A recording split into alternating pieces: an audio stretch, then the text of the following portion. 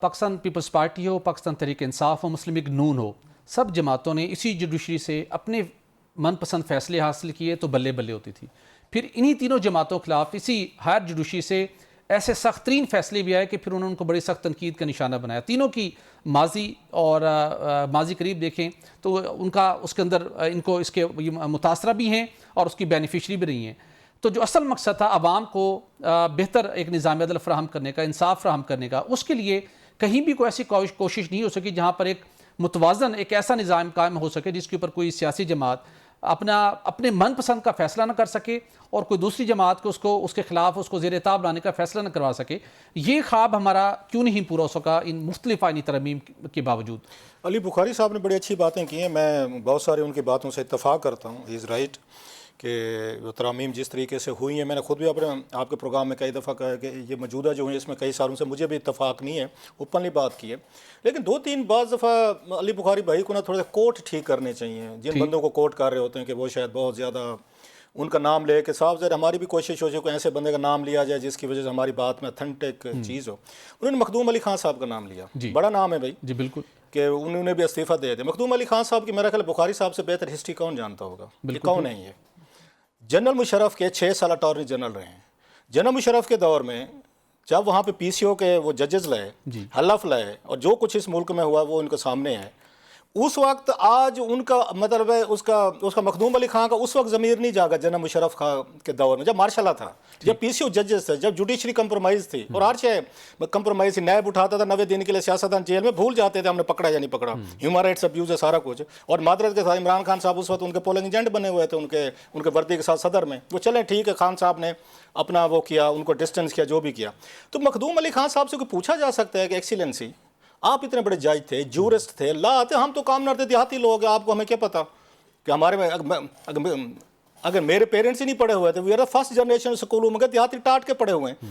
اگر ہمیں تو آئین لا کا ان چیزوں کا نہیں پتا تھا، ہمیں تو یہاں کانسٹیٹیوشن کا نہیں پتا تھا، اس کی سینکٹیٹی کا، اس کا سیکرٹ ہونے کا. آپ تو کراچی کے ایلیٹ تھے نا، پڑھے لکھے انگلش میڈیم کے ماشاءاللہ بڑے لا پڑھے ہوئے. بالکل آپ کو لا نے کیسے اجازت دے دی؟ آپ کے ضمیر نے، آپ کے قانون کی کتابوں نے، ہزاروں آپ کی کتابیں کھڑی ہوں گی چیمبر میں کہ آپ جا کے ایک ملٹری ڈکٹیٹر کے جنہوں نے جوڈیشری کو سیک کیا اور ججز سے پی سی او پہ حلف لیا کہ آپ یہاں پہ میرے اس کو بنائے ہوئے یا کہے ہوئے آئین کو پروٹیکٹ کریں گے، آپ یہ 73 کے قانون کو نہیں کریں گے.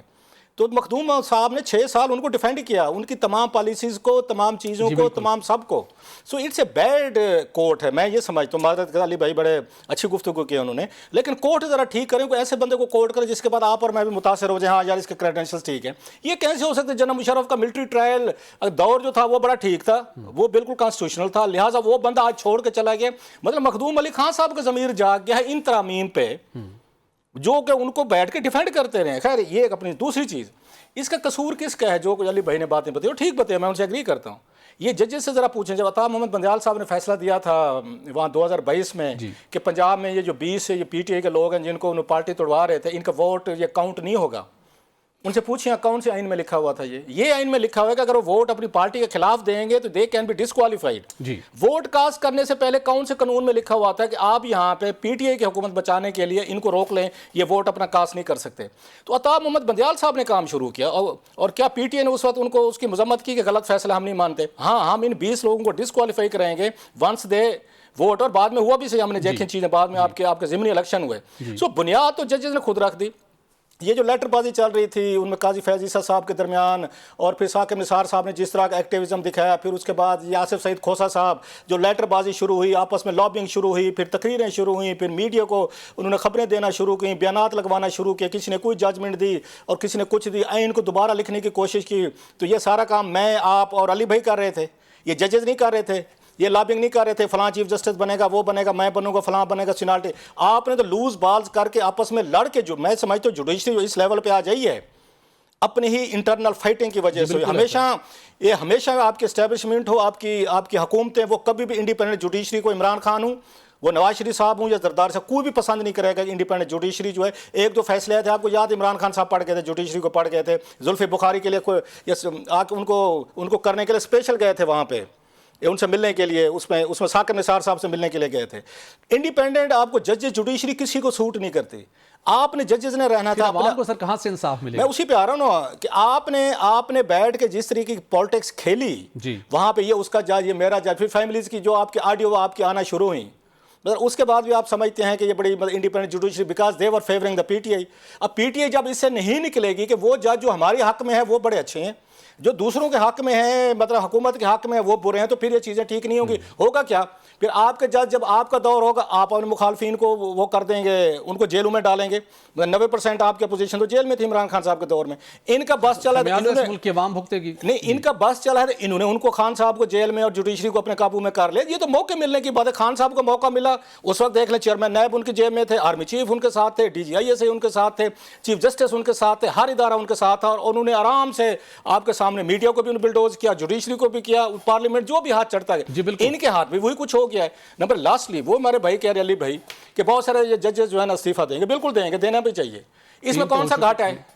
مجھے بتائیں، مجھے آج میرا چینل سیک کر دے، مجھے کہہ دے رؤف صاحب جو تنخواہ آپ اس وقت مل رہی ہے نا آپ کو تعمر ملتی رہے گی، تو خدا نہ خاص آپ کو کچھ ہو گیا. استعفے کے ساتھ ان کو ڈسون کرنا چاہیے. میں اسی پہ آ رہا ہوں. میں تو سمجھتا ہوں پورے کا پورے اگر آپ کو گھر بیٹھے 20 لاکھ روپے اس وقت ایک جج کی ایوریج تنخواہ ہے ہائی کورٹ سے اب سپریم کورٹ تک، گاڑی، شیف، کوک اور کوئی یونٹ بجلی کے گیس فری ہے سارا. ٹھیک ہے سر، سیکورٹی پولیس آپ کہیں پہ جائیں گے کوئی اس میں رہیں گے، کوئی آپ کے جو ہوتے ہیں گیسٹ ہاؤس وغیرہ، جو ڈاک خانے، ڈاک بنگلے. وہ بھائی یہ ڈیل مجھے میرا چینل آج دے کہ رؤف صاحب آج آپ استعفیٰ دیں، گھر بیٹھے ہم آپ کو 20 لاکھ روپیہ دیتے رہے. سر میں ایک سیکنڈ نہیں لگاؤں گا، استعفیٰ دے دوں گا. وہ بھائی اپنے لیے آپ نے مرضی سے بیٹھ کے انہیں جوڈیشری سے پوچھنا چاہیے. اپنی تنخواہیں 20-25 لاکھ تک لے گئے آپ، انہیں حکومتوں سے لی ہیں، انہیں قوانین سے لی ہیں.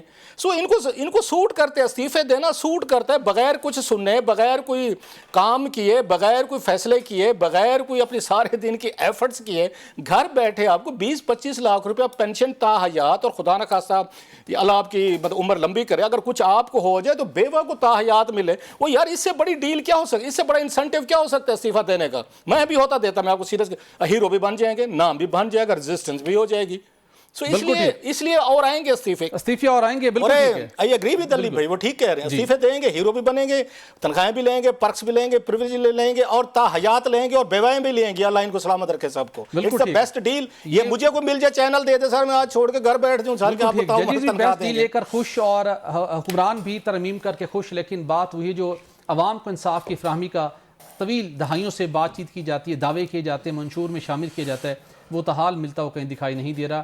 ماتحت عدلیہ کے اندر لاکھوں کیسز پینڈنگ ہے، اس پینڈنسی ختم کرنے کی کہیں بات نہیں ہو رہی.